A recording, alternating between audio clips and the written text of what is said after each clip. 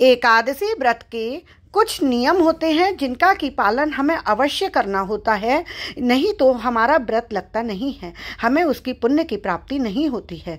तो एकादशी का व्रत कैसे करना चाहिए और इसके एकादशी के क्या महिमा है, आज मैं वो आपको सब बताने जा रही हूँ।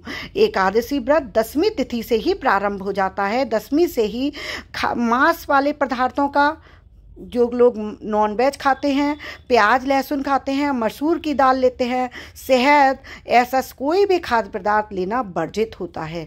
इसीलिए एकादशी व्रत कहा जाता है कि 3 दिन तक चलता है, 10वीं, एकादशी और द्वादशी। तो एकादशी वाले दिन प्रातः जल्दी उठकर हमें अपने ठाकुर जी की सेवा करनी चाहिए। देखिए, मैं अपने लड्डू गोपाल जी को इस समय चंदन का उपटन लगा रही हूँ, क्योंकि गर्मी पड़ रही है और मेरे ठाकुर जी को गर्मी न लग जाए, इसलिए मैं ठाकुर जी को उपटन कर रही हूँ। चंदन के पाउडर में दूध मिलाकर ठाकुर जी के पूरे बदन में लगा रही हूँ, पूरे शरीर पर लगा रही हूँ। उसके बाद उनको दूध से स्नान कराऊंगी। तो इस प्रकार जब हम चंदन से श्रृंगार कराते हैं, भगवान को चंदन से स्नान कराते हैं, तो भगवान हम बहुत प्रसन्न होते हैं।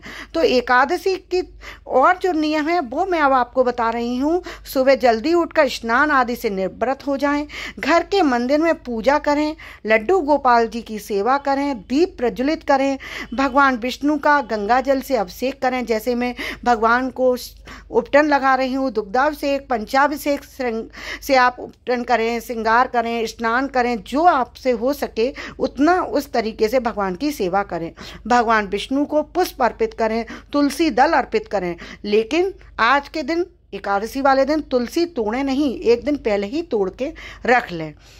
भगवान की आरती करें, भगवान को भोग लगाएं। इस दिन भगवान विष्णु के साथ माता लक्ष्मी की भी पूजा करें, जिससे, क्योंकि माता लक्ष्मी हमें बहुत जब कृपा करती हैं तो हमारे कोई भी आर्थिक संकट नहीं रहता है। अब मैं भगवान को स्नान करा रही हूँ। अब साथ में आपको बता रही हूँ कि एकादशी का महत्व और नियम। तो एक वर्ष में जो 24 एकादशी होती हैं, और यदि अधिक मास पड़ता है तो पड़ती हैं 26 एकादशी, जिनका कि बहुत महत्व है। वैसे हर एकादशी में यह विधान होता है कि इसमें खाना नहीं खाना चाहिए। बहुत ही कठिन नियम है एकादशी व्रत के, इसको साधारण नहीं समझना चाहिए। आप में सामर्थ्य हो तभी इस व्रत को रखना शुरू करें, क्योंकि और व्रत करने बहुत आसान होते हैं, लेकिन एकादशी व्रत करना बहुत कठिन है। इसके सारे नियमों का पालन करना बहुत ज़रूरी होता है। तो अब बता रही हूँ मैं एकादशी व्रत वाले दिन ब्रह्मचर्य का पालन करना चाहिए। सारे दिन भगवान का नाम जाप करना चाहिए, रात्रि में जागरण करना चाहिए, प्रभु का जितना नाम सुमरन हो सके उतना अधिक करना चाहिए। देखिए, इसमें मैंने भगवान को चंदन अभिषेक कर रही हूँ, चंदन टीका लगा दिया है, धूप दीप आरती करूँगी। और बताती हूँ आपको कि एकादशी वाले दिन किसी की बुराई नहीं करना चाहिए, किसी की चुगली नहीं करना चाहिए, झूठ नहीं बोलना चाहिए, क्योंकि ये सारे नियम कलयुग के समय का पालन करने बहुत कठिन होते हैं। इसीलिए कहा गया है एकादशी व्रत का पालन करना बहुत कठिन है। तो एकादशी व्रत वाले दिन हमें सारे नियमों का पालन करते हुए चटाई पर सोना, ब्रह्मचर्य का पालन करना, सात्विक फलाहारी भोजन करना एक समय बहुत ज़रूरी है। और भगवान की सेवा करना, अपने लड्डू गोपाल जी की जितनी हो सके आप सेवा कीजिए, नाम सुमरन कीजिए, मंदिर में दर्शन कीजिए, परिक्रमा कीजिए, वृंदावन जाइए, आपसे जो भी हो सके भगवान के लिए प्रार्थना कीजिए। भगवान से अपने मोक्ष प्राप्ति के लिए गीता का पाठ कीजिए।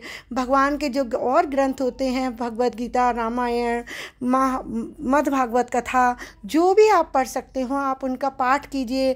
ओम नमो भगवते वासुदेवाय का जाप कीजिए। कृष्णाय भगवते वासुदेवाय, परमात्मने प्रणत क्लेश नाशाय गोविंदाय नमो नमः।